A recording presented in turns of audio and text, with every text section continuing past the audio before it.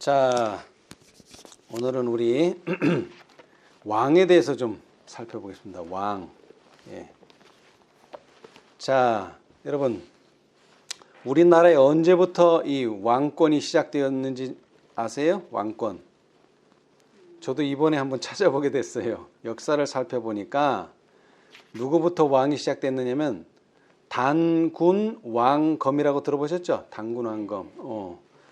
거기에 나오는 그 왕이 임금 왕자예요. 그러니까 단군 또는 단군 왕검이 곧 왕의 시작이에요.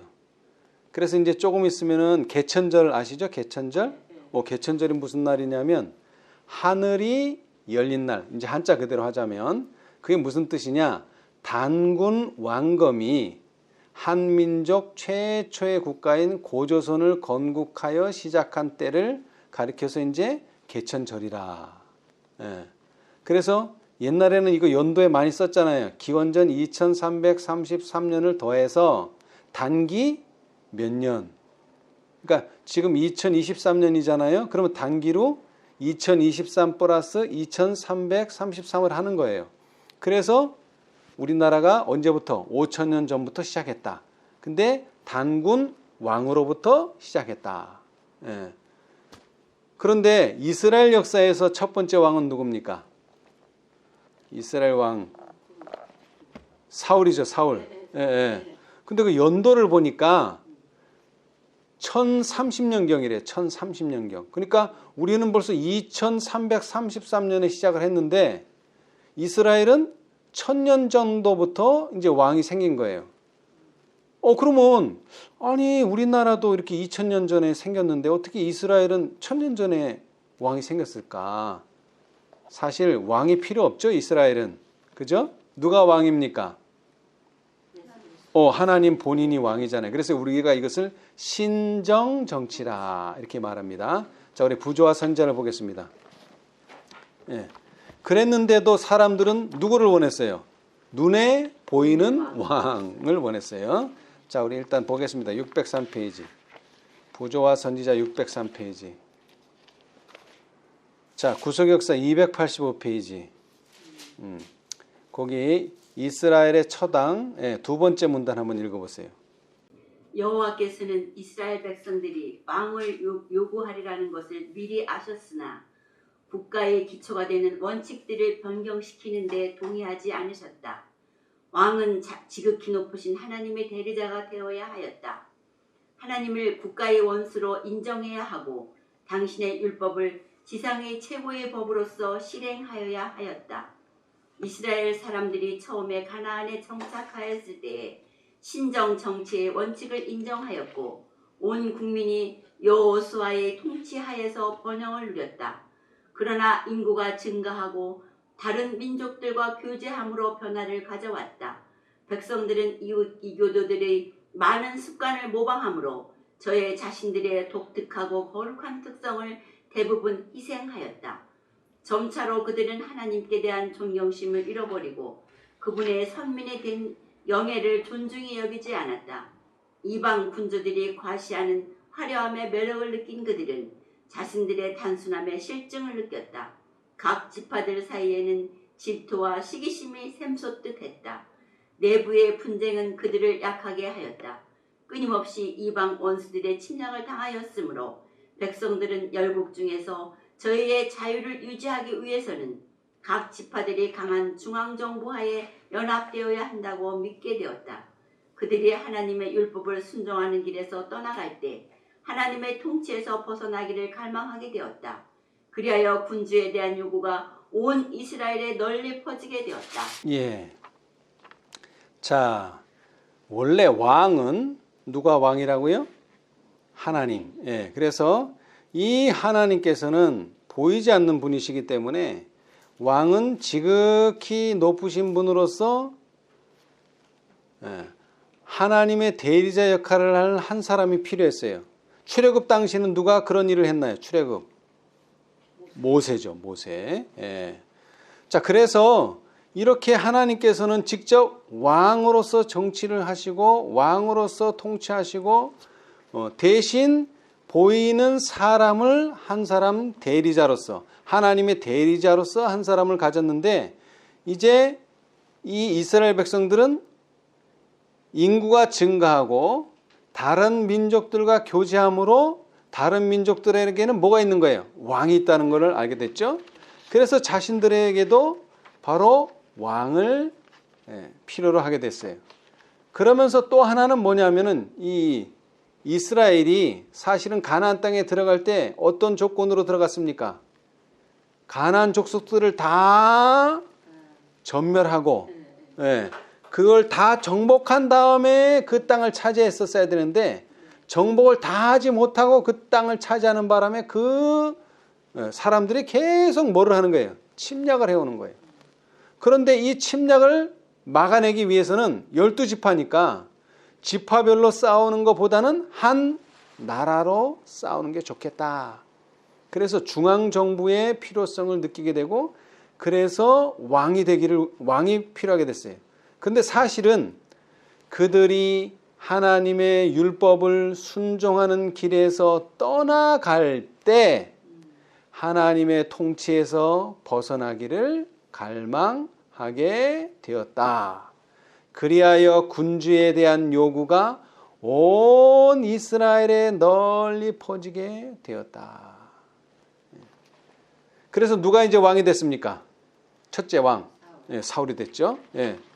자, 그런데 이 사울이 아까도 말했지만 하나님의 대리자로서의 역할을 잘 했으면 참 좋았는데, 하나님의 대리자로서의 역할을 그만 하지 못하고 이제 더 이상 사울이 왕권을 가질 수 없는 상태가 됐어요.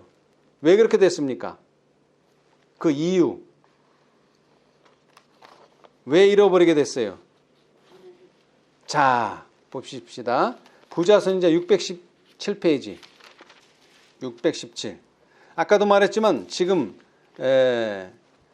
주변의 이방인들의 침략을 많이 받아왔는데 이제 또 블레셋이 쳐들어온 거예요. 617페이지. 자, 블레셋 사람들도 믹마스에 거대한 군사들을 모았는데, 여러분 이 말 잘 들으세요. 어떤 군사들? 거대한 군사. 그러니까 사람이 엄청나게 모인 거예요. 누구에 비해서? 이스라엘 백성들의, 이스라엘 군사력에 비해서 엄청 많은 거대한 군사가 모인 거예요. 블레셋 사람들이 모았는데 병거가 3만이요 마병이 6천이요. 읽어보세요. 마병은 6천이요 백성은 해변의 모래같이 많았다. 이 소식이 길갈에 있는 사울과 그 군사들에게 전달되었을 때 백성들은 저희가 대항해서 싸워야 할 그 강력한 군대들을 생각하고 간담히 손을 해줬다. 그들은 원수를 만날 준비가 되어 있지 않았고 많은 사람들은 너무나 두려워한 나머지 전투 준비 검열에도 나오지 못했다. 어떤 사람들은 요단강을 건너서 도망했고 다른 사람들은 굴과 엉덩이와 웅덩이와 그 지역의 흔한 바위 틈에 숨었다. 싸울 시간이 가까워지자 탈주자들의 수요는 급격히 늘어났고 대오를 벗어나지 않은 자들도 불길한 예감과 공포심에 사로잡혔다. 사울이 맨 처음에 이스라엘의 왕으로 기름 부음을 받았을 때에 사무엘로부터 이때에 행하여야 할 방법에 대하여 분명한 지시를 받았다. 선지자는 너는 나보다 앞서 길갈로 내려가라. 내가 네게로 내려가서 번제와 화목제를 드리리니 내가 네게 가서 너의 행할 것을 가르칠 때까지 7일을 기다리라고 말하였다. 백성들이 거기까지요. 자, 보세요. 이제 왕이 됐어요. 그래서 이제 말한 대로 외적의 침입이 있을 때 이 왕을 중심으로 12지파가 대동단결해가지고 이 왕을 대적해야 돼요. 그런데 이 상대의 숫자가 어마어마하게 많아서 뭐라고 표현했습니까? 해변에 모래같이 많았다. 여러분, 해변에 모래 같다는 이 표현이 어디에서도 볼 수 있습니까? 계시록 12장 끝절 한번 보세요. 계시록 자, 계시록 12장 17절 한번 보세요. 계시록 12장 17절. 마지막 대쟁투도 그런 거예요. 이게 간단한 싸움이 아니에요. 용이 여자에게 분노하여 돌아가서 그 여자의 남은 자손 곧 하나님의 계명을 지키며 예수의 증거를 가진 자들로 더불어 싸우려고 바다 모래 위에 섰더라. 네, 어마어마한 사람이 모인 거죠. 누구를 대적해서? 하나님의 백성을 대적해서. 그러니까 이 사람들이 다 어떻게 됩니까? 이 숫자를 보더니 예? 간담이 서늘해져 가지고 도망가는 사람, 그 다음에 도망가지 않았어도 사기가 완전히 떨어져 가지고 불길한 예감과 공포심에 사로잡혀서 이것은 전쟁하기 전에 벌써 이미 승패는 끝이 난 거예요. 예, 누가 이겼어요? 블레셋이 이긴 거예요. 그러니까 지금 이 총사령관인 사울이 안절부절하면서 이제 어찌할 바를 모르는데 어떤 지시를 받았어요? 사무엘로부터. 7일 동안 기다리라. 예, 물론 기다리긴 기다리는데 어디로 가서? 길갈로 가서 뭐를 하도록? 사무엘이 뭐 할 때까지? 번제와 화목제를 드릴 때까지 기다려라. 근데 어떻게 됐어요? 기다렸어요? 못 기다렸어요? 못 기다렸죠. 이게 아주 중요해요. 자, 618페이지. 618. 사울은 조바심을 가지고 사무엘이 도착하기를 기다리면서 그의 군사의 혼란과 낙담과 이탈을 선지자가 빨리 오지 않는 탓으로 돌렸다. 정한 시간이 되었으나 하나님의 사람은 즉시 나타나지 않았다. 하나님의 섭리는 당신의 종을 지체하게 하였다. 그러나 사울이 침착하지 못하고 충동적인 정신은 더 이상 억제될 수 없었다. 백성들의 공포심을 진정시키기 위하여 무엇인가 해야 된다고 느낀 사울은 종교 집회를 열어 제사로서 하나님의 도우심을 간구하기로 작정했다. 하나님께서는 그 직무를 위하여 성별된 자만이 당신 앞에 제사를 드리도록 명하셨다. 그러나 사울은 번제물을 이리로 가져오라 하고 갑옷을 입고 무기를 가진 채 제단에 나아가 하나님 앞에 제물을 드렸다. 예. 자, 사울이 너무나 위기에 처하게 되다 보니까 제사장이 해야 될 일을 누가 한 거예요? 왕이 해버린 거예요. 왕이. 예, 다시 말하면 자신의 분수를 넘어간 것이죠. 그런데 그렇게 될 만한 이유가 있어요? 없어요? 있어요. 오시기로 한 사무엘이 오기로 한 날짜가 되었는데도 나타나지를 않는 거예요. 근데 그것은 누구의 뜻이라 그랬어요? 하나님의 뜻. 지체되는 건 하나님의 뜻이다. 여러분 재림운동도 마찬가지예요. 왜 이 재림운동이 지체돼요? 딱 정시에 오시지. 지체되는 게 하나님의 뜻이에요. 왜? 그들의 믿음이 뭐를 받도록? 시험을 받도록. 그럴 때 그 사람들은 어떻게 했었어야 돼요? 기다리고 인내했었어요. 누가 나타날 때까지? 사무엘이 나타날 때까지. 그리고 사무엘이 제사 드릴 때까지. 그런데 사울은 그런 믿음이 없었어요. 그래서 이런 상태에서 이겼더라면은 누가 영광을 받는 거예요? 사울이 영광 받는 거죠. 이건 보나 마나예요. 그렇기 때문에 그렇게 되지 않도록 하기 위해서 하나님께서는 전적으로 하나님만을 의지하는 편이 이기는 거예요. 그런데 사울은 그렇게 하지 못했죠. 자, 그런데 보세요. 자, 루스벨은 어떻습니까?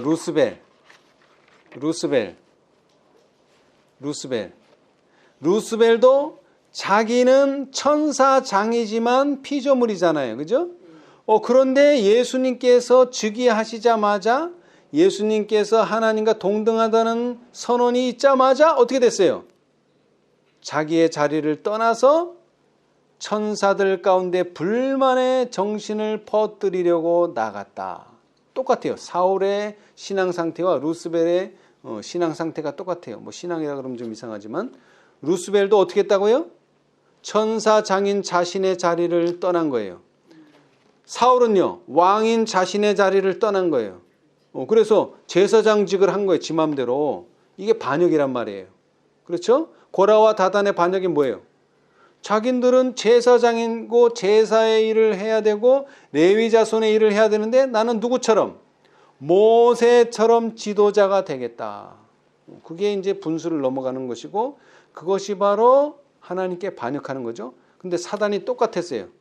아버지의 바로 앞에 있는 자기의 자리를 떠나 루스벨은 천사들 가운데 불만의 정신을 퍼뜨리려고 나갔다. 자, 그래서 이제 사울은 더 이상 하나님의 대리자 역할을 할 수 없게 되었죠. 자, 그래서 이제 두 번째 왕이 선택됐어요. 누굽니까? 네, 여러분이 잘 아시는 것처럼 다윗이었어요. 자, 왜 다윗이 선택되었을까요? 641페이지. 641. 다윗은 어떤 믿음이 있었느냐? 하나님을 신뢰하는 믿음이 있었어요. 자, 641페이지. 자, 이것은 제가 읽어보겠습니다. 외로운 양치기 소녀는 선지자가 베들레헴에 와서 자기를 불러오라고 한다는 예기치 않은 기별을 사자로부터 전해 듣고 매우 놀랐다. 그는 놀라움으로 이스라엘의 선지자여 사사인 사무엘이 왜 자기를 보고자 할까 하는 의아심을 가지고 지체 없이 그 부름에 순종하였다. 그의 빛이 붉고 눈이 빼어나고 얼굴이 아름답더라. 사무엘이 기쁨으로 어여쁘고 남자답고 겸손한 양치기 소년을 바라볼 때에 여호와의 음성이 선지자에게 말씀하시기를 이가 그니 일어나 기름을 부으라고 하셨다. 다윗은 천한 목자의 직분에서 스스로 용감하고 충성스러움을 뭐하였으므로? 증거하였으므로 이제 하나님께서 그를 당신의 백성의 뭐로? 지도자로 삼으시고자 택하셨다. 여러분, 지도자가 되려면 뭐가 보여야 돼요? 처음에 증거가 있어야 돼요. 어떤 증거? 아무리 천한 직분, 아무리 별 볼 일 없고 중요하지 않은 일이라도 충성스럽게 그 일에 종사했다고 하는 증거가 있어야 돼요. 그러면 뭐가 되는 거예요? 이제는 지도자로 택함을 받을 수가 있어요. 그런데 중요한 것은 다윗이 사무엘의 기름을 부음을 받았다는 의미는 뭡니까 지금? 택함을 받았다는 말의 의미가 뭐예요? 왕이 됐다는 거 아니에요? 왕이 될 거라는. 그런데 기름 부음 받자마자 왕이 됐나요? 아니요. 이게 이제 중요한 거예요. 이 내용이 중요해요. 예. 자, 그리고 더 중요한 것은 다윗의 믿음이에요. 자, 다윗은 그 다음 단락. 다윗은 그에게 큰 영예가 주어졌다고 의기양양해하지 않았다. 다윗은 그가 차지할 높은 지위에도 불구하고 여호와의 계획이 당신께서 정하신 시간과 방법대로 이루어지기를 뭐하면서? 기다리면서 조용히 그의 생업을 계속하였다. 이게 중요한 거예요. 이제 이 기다림이요 어디까지 가느냐면 사울이 다윗을 뭐 하려고 했죠? 죽이려고 했어요. 그랬는데도 계속 도망만 다니는 거야. 대적해서 죽이는 게 아니라. 그래서 사실은 다윗이 그 사울과 원수 관계였지만 다윗은 기름 부은 종이라고 절대 해하지를 않았어요. 그죠? 그래서 누가 결국 죽였어요. 스스로 목숨을 끊었어요. 사울은. 예. 근데 그게 전쟁을 통해서 그렇게 됐죠. 수년 동안 도망만 다녔어요. 그러면서 뭐 한 거예요? 여호와의 계획이 당신께서 정하신 시간과 방법대로 이루어지기를 기다린 거예요. 도망 다니면서. 이게 누구의 믿음이라고요? 다윗의 믿음이에요. 자, 이와 반대로 또 다른 믿음이 있어요. 사울도 그랬지만 아브라함의 믿음을 봅시다. 자, 145페이지. 아브라함의 믿음. 아브라함이 뭐 하는데 실패했어요? 기다리는데 실패했죠. 아들 준다 그랬는데 그걸 기다리지 못하고서 자신이 해가지고 이스마엘을 낳았잖아요. 그 얘기하는 거예요 지금. 자, 145페이지. 아브라함은 아들을 주시리라는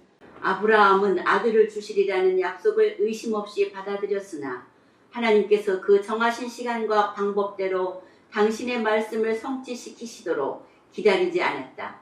하나님의 능력에 대한 그의 믿음을 시험하기 위하여 지체되는 일을 허락하셨으나 그는 그 시험을 견디는 데 실패하였다. 예, 거기까지요. 자, 여기도 뭐죠? 시험하려고. 왜 빨리 안 주셨어요, 아들을? 시험하려고. 뭐 하도록? 전적으로.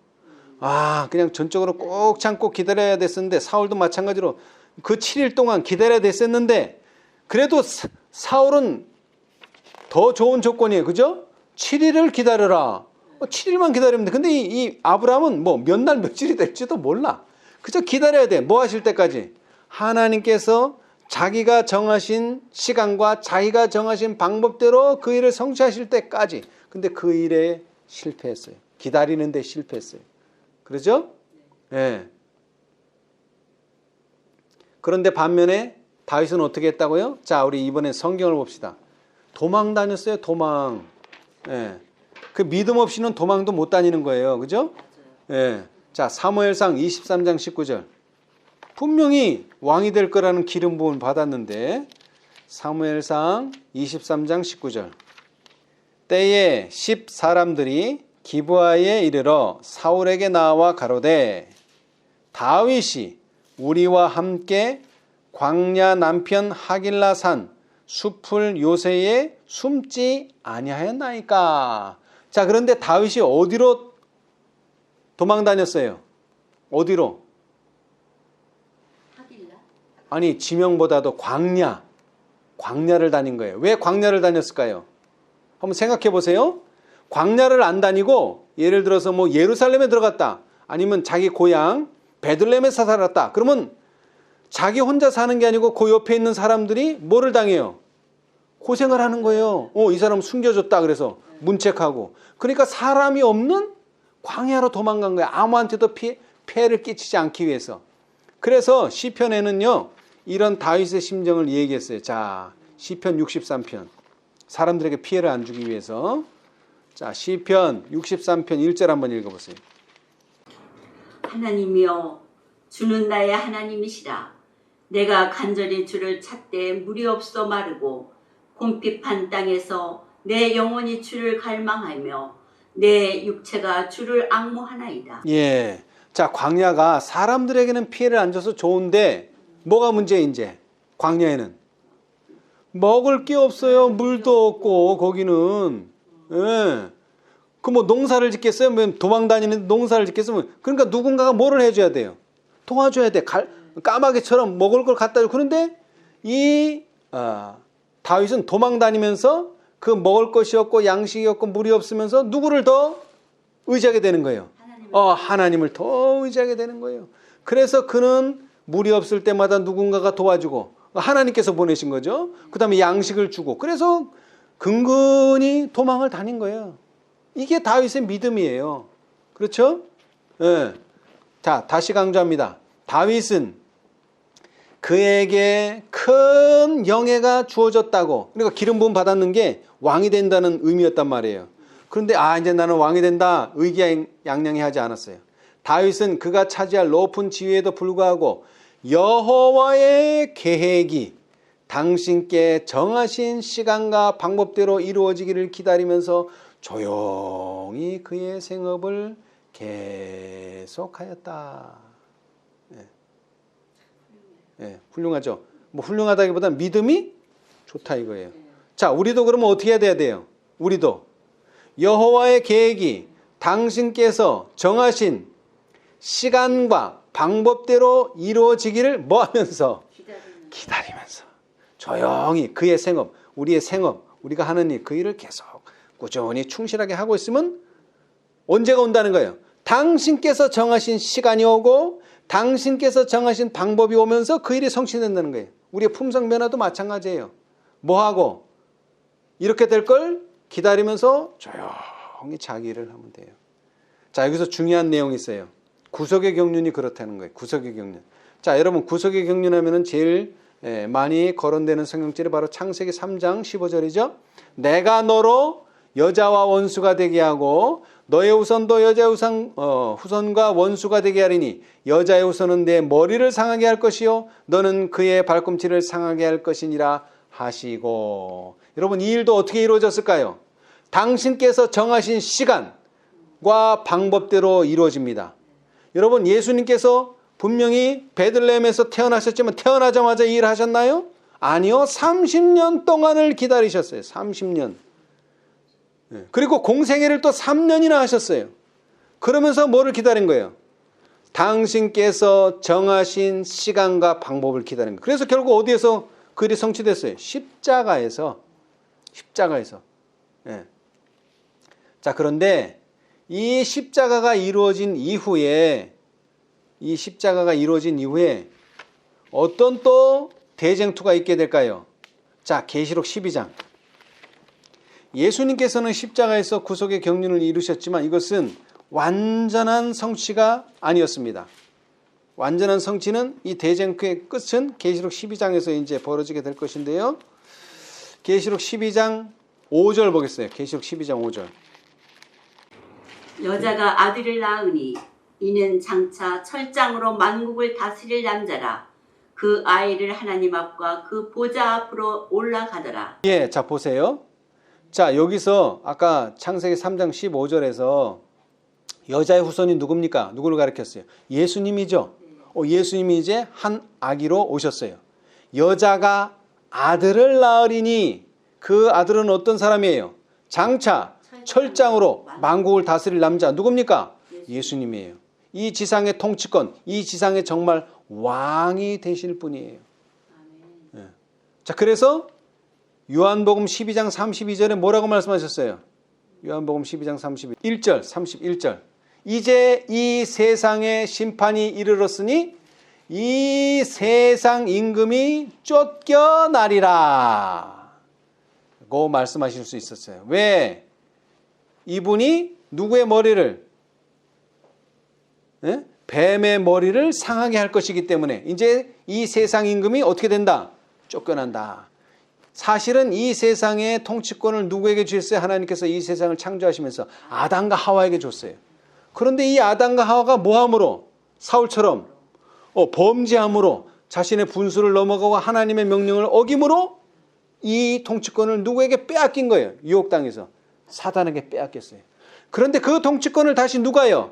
예수님께서 한 아기로 오셔가지고 이제 이 세상을 심판하시고 이기셔서 이 세상 임금을 쫓겨나게 한 거죠. 그죠? 예.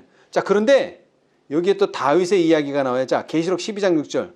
자, 그런 예수님께서 태어나실 것이 계획되어 있었고 여호와의 계획에 따라서 당신께서 정하신 시간과 방법대로 예수님께서는 베들레헴에 태어나시고 그리고 AD 31년 서기 31년 봄에 돌아가셨어요. 자, 그리고 나서 12장 6절 계시록 12장 6절.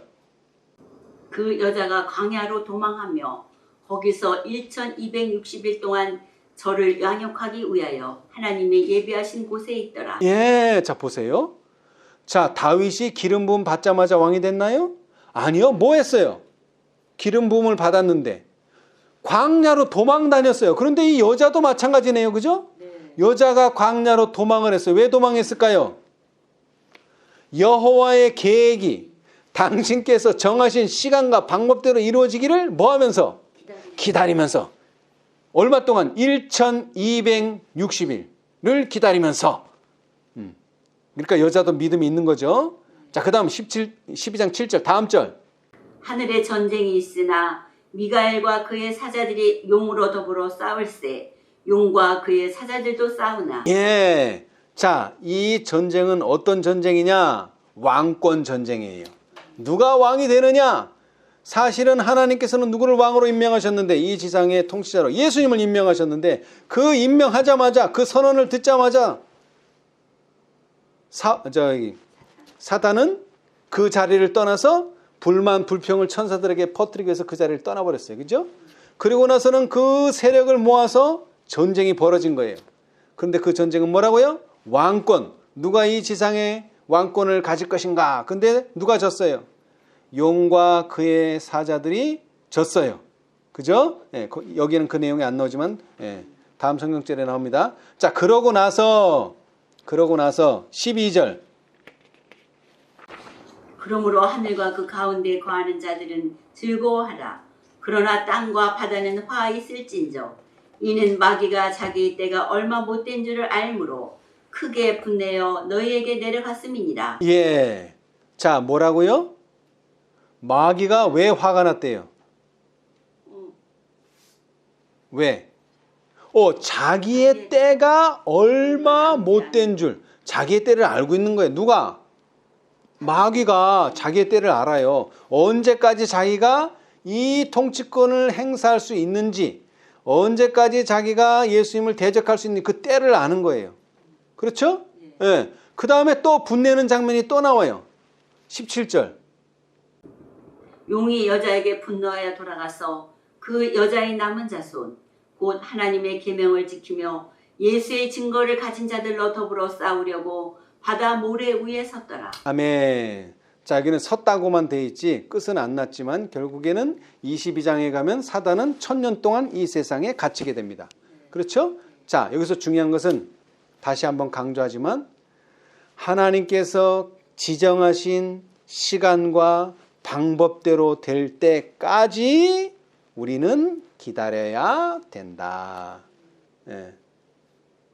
자, 그런데 사울은 그렇게 하지 못했고 다윗도 그렇게 하지 못했고 그 다음에 그 결과로서 그들은 이 지상의 통치권을 잃어버리고 반면 다윗은요 오히려 그렇게 되도록 도망가면서도 그 때를 기다린 거예요. 하나님이 지정하신 시간과 방법을 기다렸어요. 그래서 그는 도망은 갔지만 왕이 됐어요. 마찬가지로 여자가 광야를 도망가면서 결국 누구를 키운 겁니까? 양육한 거예요. 여자의 남은 자손을. 그 자손들도 믿음이 있다는 거예요. 왜? 도망 다녔다는 것이 무엇이냐면은 하나님의 정하신 시간과 방법을 기다리고 있었다. 자, 그런데 사단은 어떤 마음을 가지고 있었느냐? 이사야 14장 13절로 14절. 내가 내 마음에 이르기를 내가 하늘에 올라 하나님의 뭇별 위에 나의 보좌를 높이리라. 여러분, 보좌는 뭐죠? 왕권이에요. 왕권. 보좌라는 건 왕권이에요. 그래서 내가 이 지상을 통치하겠다. 그 다음에 내가 북극 지폐의 산 위에 좌정하리라. 그리고 나서 한다는 말이 가장 높은 구름에 올라 지극히 높으신 자와 비기리라. 다시 말하면 사단은 이 세상에 대한 왕권의 욕망이 있었어요. 누구만 가질 수 있는, 예수님만 가질 수 있는. 그러나 그는 사실은 뭘 몰랐느냐? 사실 사단이 가지고 싶어하는 건 뭡니까? 사단이 가지고 싶어하는 거는 보좌의 능력이에요. 보좌의 무게가 아니라 보좌의 그 왕관만 원하지 보좌의 품성은 원하지 않았다는 말씀이죠. 자, 그 말씀 한번 읽어봅시다. 자, 이게 결론 부분이기도 하지만은 시대의 소망 435페이지. 그러니까 진정한 뭡니까? 진정한 왕이 되고 싶은 게 아니에요. 뭐만 빼먹는 거예요? 권력만 빼먹는 거예요. 왕은 백성들을 돌보고 백성들을 책임져야 돼. 근데 책임은 안 져. 그러면서 특권만 누리려고 하는 거죠. 자, 435페이지.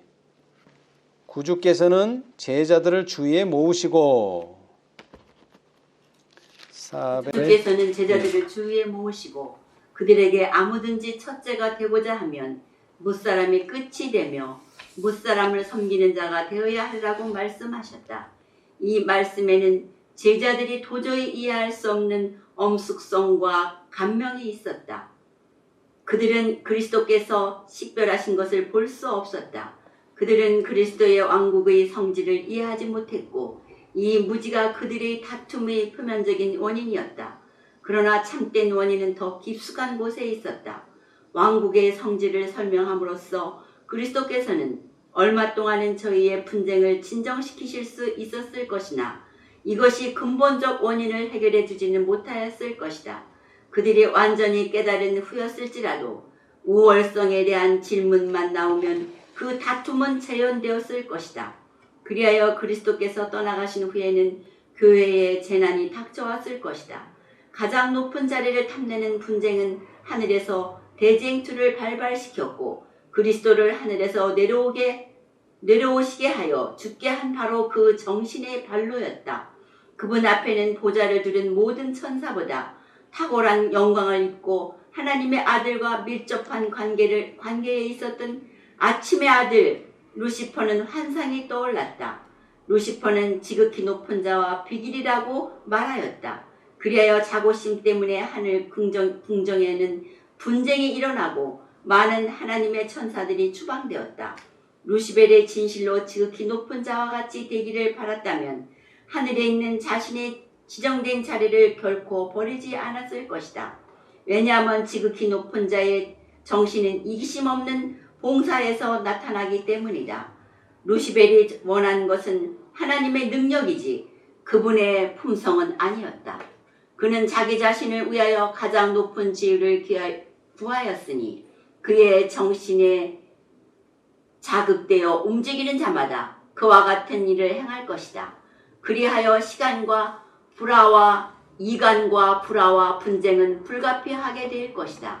지배권은 가장 강한 자의 전리품이 된다. 사단의 왕국은 완력의 왕국이다. 사람마다 다른 사람을 자신의 전진의 길을 가로막는 장애물로 간주하거나 자신이 더 높은 자리로 오를 수 있는 디딤돌로 생각한다. 예, 이것이 바로 예수님이 생각하는 왕, 하나님이 생각하는 왕과 인간이 생각하는 왕, 사단이 생각하는 왕의 차이예요. 예. 루스벨은 뭐만 원해요? 능력, 권력, 명예 이런 것만 원해요. 대신 뭐는 안 해요?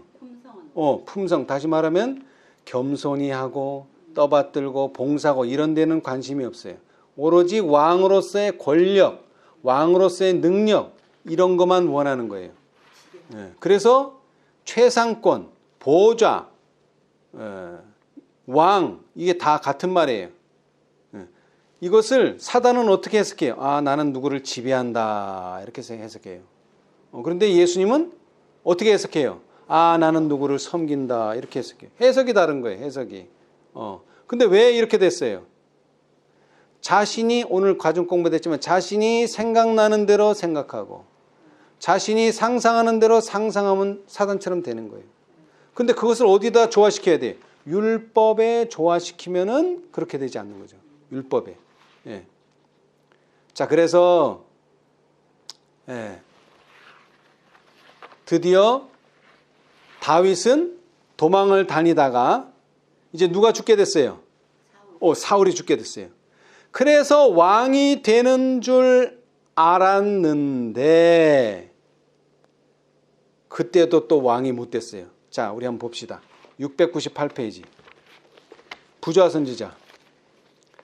이제 그렇게 도망 다녔던 이유가 사울이 죽이려고 했기 때문이었는데 이제 죽이는 사람, 죽이고자 하는 사람이 죽었어요. 그래서 이제 죽일 사람은 없는데 아직도 왕이 될 수가 없었어요. 자, 698페이지. 그 이유에 대해서. 블레셋 사람은 다윗을 왕으로 삼은 유대 사람의 처사를 반대하지 않았다.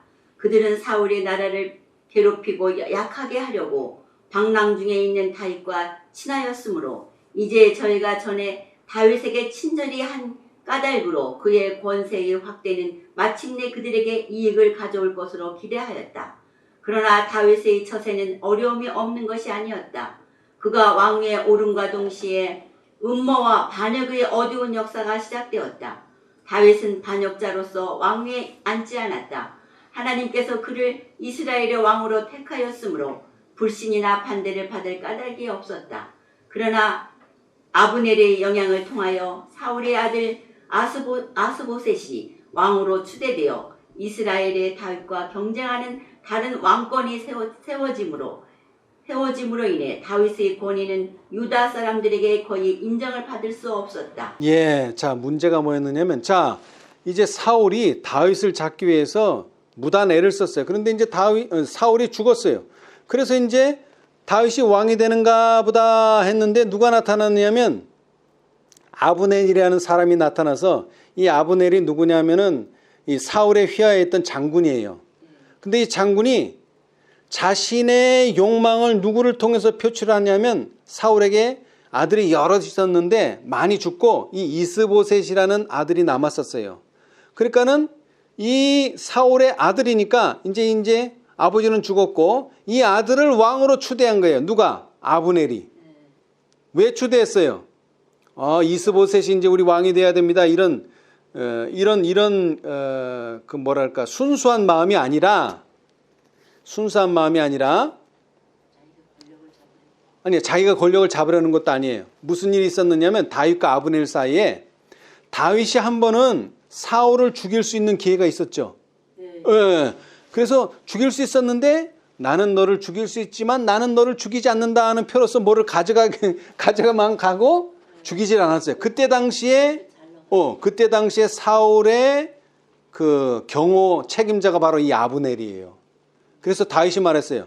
너 왜 하나님의 기름 부은 자를 그렇게 경호를 못 해가지고 내가 사울을 죽일 수 있는 그런 기회를 만들었느냐 말했더니 이 아브넬이 이제 그때서부터 이제 다윗을 좋게 안 본 거예요.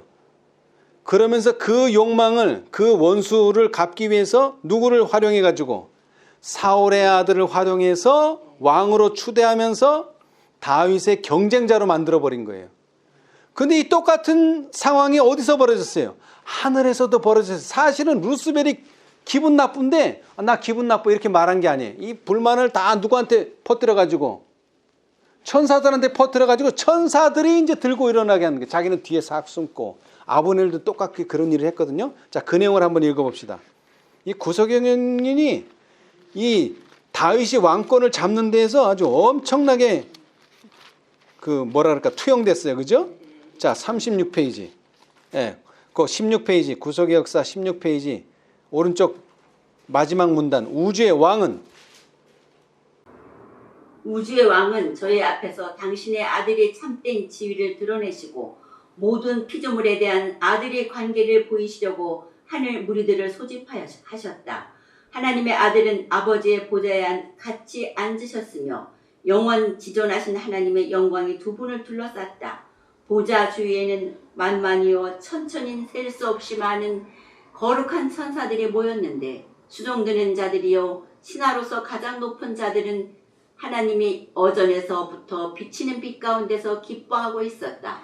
회집된 하늘의 거민들 앞에서 우주의 왕은 하나님의 독생자이신 그리스도 밖에는 아무도 당신의 계획에 완전히 참여할 수 없으며 그분에게 당신의 뜻의 위대한 도모들을 수행하도록 위임하셨다고 선언하셨다.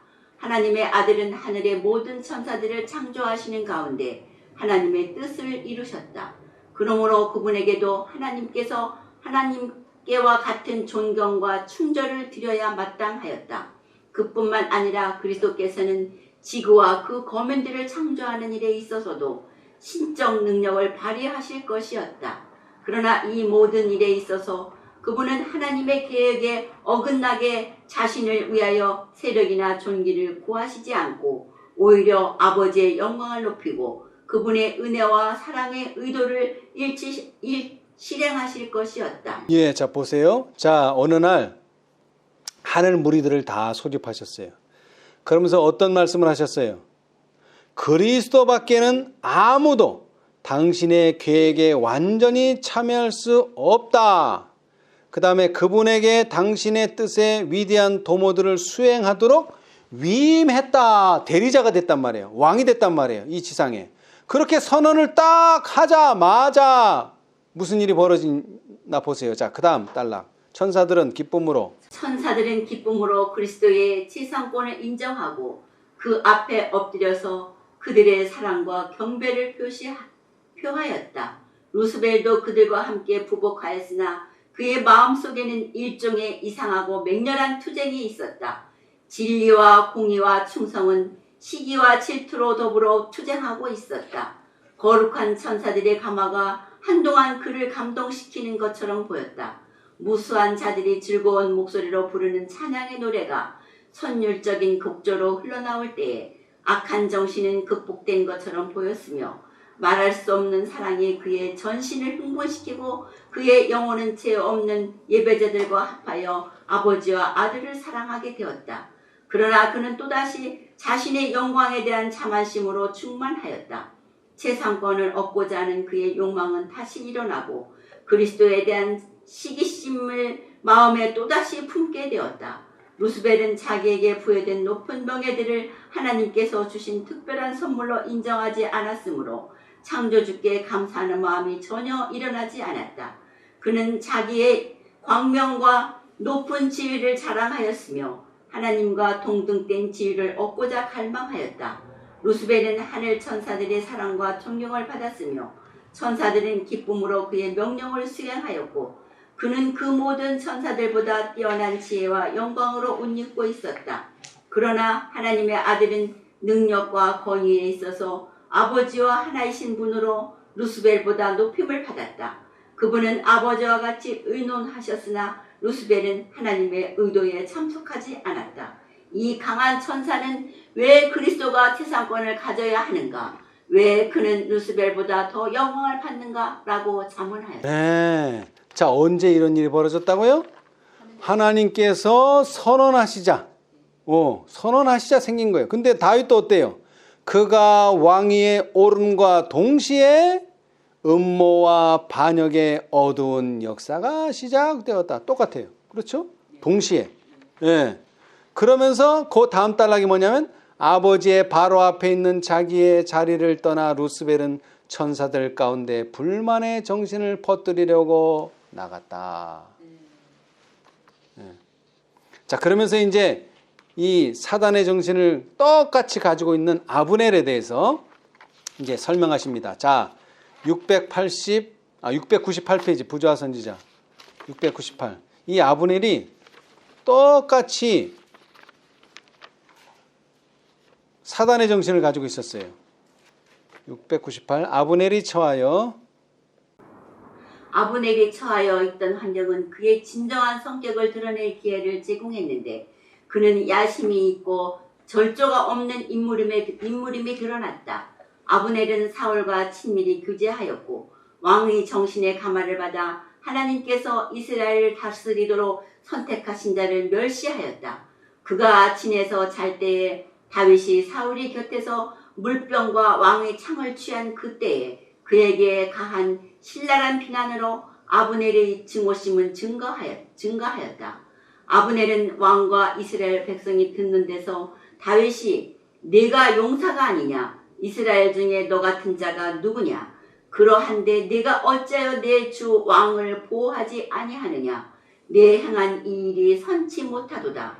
여호와께서 사시거니와 여호와의 기름 부음 받은 너의 주를 보호하지 아니하였으니 너희는 마땅히 죽을 자니라고 부르짖었던 것을 기억하였다. 이 책망은 그의 가슴에 사무쳤고 그는 복수에 찬 그의 목적을 성취시키기 위하여 이스라엘을 분열시켜서 자기 자신을 높이기로 결심하였다. 그는 자신의 이기적 야망과 목적을 전진시키려고 죽은 왕가의 후계자를 이용하였다. 그는 백성들이 요나단을 사랑한 것을 알고 있었다. 그의 죽은 후에 명성은 소중히 간직되었고 사울이 최초의 성공적인 전쟁을 군사들은 잊지 않고 있었다. 이것을 이용 가치가 있는 좋은 근거로 삼은 이 반역의 지도자는 그의 계획을 수행하기 시작했다. 예. 자, 자신이 가지고 있는 그 증오심, 자신이 가지고 있는 그 원수 갚는 일을 누구를 통해서? 이 이스보셋을 이용해서 하려고 했던 거예요. 그래서 계시록을 보면은 항상 용은 누구를 이용해요? 짐승도 이용하고, 그죠? 짐승의 우상도 이용하고, 그렇게 이용해서 자신의 왕권을 차지하려고 하는 그 욕망을 보여주죠. 그죠? 예. 그래서 루스벨도 마찬가지예요. 루스벨도 천사들의 충성심을 이용해가지고 하나님을 반역하도록 만들어요. 예. 자, 그러나 결국 사울의 아들이 죽은 후, 이스보셋이 죽은 후, 아브넬도 죽은 후 드디어 뭐 하게 됩니까? 왕이 되는 거예요. 왕이. 자, 봅시다. 이게 믿음이라는 거예요. 얼마나 오래 기다렸겠어요. 그죠? 자, 701페이지. 701. 이스보셋이 죽은 후에, 거기 330페이지 오른쪽 단 첫 번째 문단. 이스보셋이 죽은 후에 이스라엘 백성이 지도자들 사이에는 일반적으로 다윗이 온 지파의 왕이 되기를 바라고 있었다.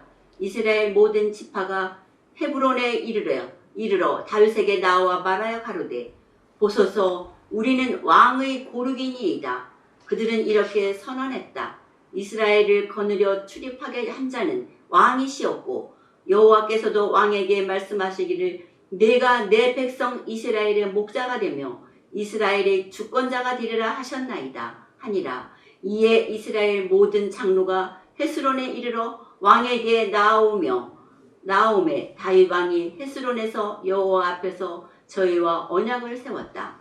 이와 같이 하나님의 섭리를 통하여 그가 왕 위에 오를 길이 열렸다. 다윗은 개인의 야망을 만족시키려 하지 않았으니 이는 그가 자기에게 이르러 온 영예를 구하지 않았던 까닭이었다. 아론과 레위인의 후손 8,000명 이상이 다윗을 시종들었다. 백성들의 감정의 변화는 현저했고 결정적이었다. 변혁은 저희가 행하고 있는 큰 사업에 적합하도록 조용하고 위엄을 갖추어 진행되었다. 전에 사울이 신하였던 거의 50만에 가까운 사람들이 헤스론과 그 주위에 운집했다. 모든 들과 골짜기는 군중들로 생기가 돌았다. 즉위식 시간이 정해졌다. 사울이 궁정에서 쫓겨나 그의 생명을 보존하기 위하여 산과 들과 토굴로 도망하여 다니던 다윗이 인간의 동포에게서 받을 수 있는 최고의 영광을 받으려는 순간이었다. 성스러운 직무를 행할 때에 입는 예복을 입은 제사장들과 장로들, 번쩍이는 창을 들고 투구를 쓴 장교와 병사들, 먼 곳에서 온 외국인들이 택함을 받은 왕의 즉위식을 보려고 서 있었다. 다윗은 임금의 의복으로 성장하였다. 대제사장은 그의 머리에 거룩한 기름을 부었으니 이는 사무엘이 그의 머리에 기름을 부은 것은 왕의 즉위식에서 행해질 것을 예표한 까닭이었다. 시간이 이르러 다윗은 엄숙한 의식에 의하여 하나님의 대리자의 직무에 성별되었다. 그의 손에는 홀이 주어졌다. 의로 통치하겠다는 그의 서약이 기록되었고 백성들은 충성을 맹세하였다. 그의 머리에는 왕관이 씌워지고 대관식은 끝났다. 이스라엘은 하나님께서 명하신 왕을 모셨다.